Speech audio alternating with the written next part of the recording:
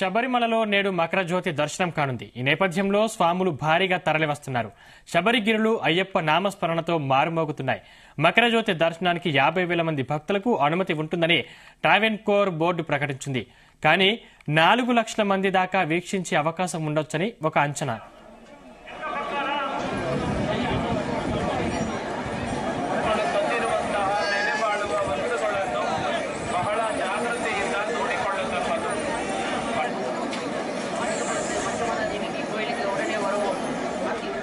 ఇవాళ సాయంత్రం 6 గంటల 30 నిమిషాల నుంచి 7 గంటల మధ్య ఉంటుందని ఆలయ బోర్డు ప్రకటించింది.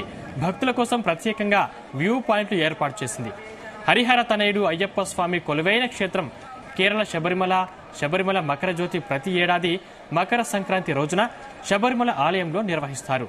మకర సంక్రాంతి నాడు ఈ జ్యోతి దర్శనం కలుగుతోంది.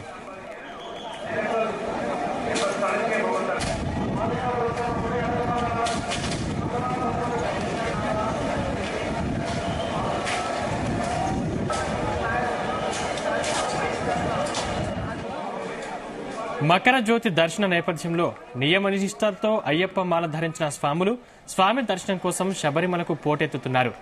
ప్రతి సంవత్సరం మకర సంక్రాంతి రోజున కనిపించే మకర జ్యోతిని దర్శించుకోవడానికి భారీ సంఖ్యలో భక్తులు వస్తుంటారు.